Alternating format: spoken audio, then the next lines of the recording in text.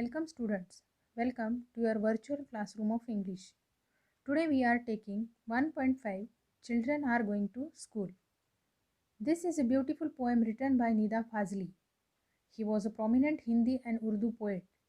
He was honored with National Harmony Award and the Padma Shri by Government of India. This poem is a beautiful picture of the early morning when children go to school. ही एक अत्यंत सुंदर अशी कविता आहे जिला आपण निसर्ग कविता सुद्धा म्हणू शकतो. ह्या कवितेमध्ये कवीने सकाळचं सुंदर वर्णन केलेलं आहे. कवीला ही सकाळ सुंदर वाटते आहे कारण त्यावेळेला मुलं शाळेत जात आहेत. Students, this poem is a word to word translation of his Hindi poem बच्चे स्कूल जा रहे हैं. Nida Fazli first wrote this Hindi poem and later on it was translated into English as Children Are Going to School for You People. Let us listen to the Hindi version of this poem and then the English one. बच्चे school जा रहे हैं. हुआ सवेरा ज़मीन पर फिर अदब से आकाश अपने sir को झुका रहा है कि बच्चे स्कूल जा रहे हैं. नदी में स्नान करने सूरज सुनारी मलमल की पगड़ी बांधे सड़क किनारे खड़ा हुआ मुस्कुरा रहा है कि बच्चे स्कूल जा रहे हैं. हवाएं सरसब्ज डालियों में दुआओं के गीत गा रही है. महकते फूलों की लोरियां सोते रास्तों को जगा रही है. घनेरा पीपल गली के कोने से हाथ अपने हिला रहा है कि बच्चे स्कूल जा रहे हैं. फरिश्ते निकले रोशनी के हर एक रास्ता चमक रहा है. ये वक्त वो है ज़मीं का हर जर्रा माँ के दिल सा धड़क रहा है. पुरानी एक छत पे वक्त बैठा कबूतरों को उड़ा रहा है कि बच्चे स्कूल जा रहे हैं. Now the English version. Children are going to school. Morning light spreads over the earth. Once again the sky bows his head in respect, for children are going to school. The sun after his morning dip in the river, dressed up in his golden muslin turban. Wet sun smile on one side of the road, for children are going to school. Through the green top branches, breezes sing their songs of blessings. Fragrant flowers awaken the sleepy roads with their melodies. At the corner of the lane, the people in his lush deep foliage waves his hands, for children are going to school. Angels of light have set out, every road is a gleam. At this hour, every particle of the earth throbs like a mother's heart. Time, sitting on an old roof, flies pigeons in the sky, for children are going to school. Now students, let us have a look at the poem, what the poet wants to say. Morning light spreads over the earth. Once again the sky bows his head in respect, for children are going to school. It is morning. The sun has risen. Its rays have spread over the earth.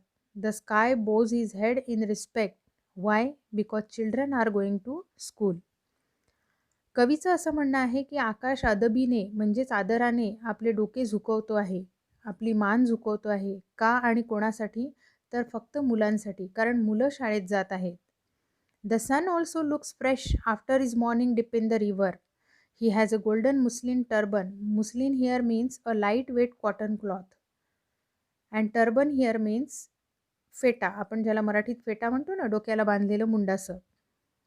सकाळी सकाळी नदीतून स्नान करून सूर्य वर आलेला आहे आणि त्यांनी छान अगदी मलमलचं पागोटं म्हणजेच मुंडासं गुंडाळलेलं आहे आणि तो रस्त्याच्या एका कडेला उभा आहे. It seems like the sun is standing at one side of the road.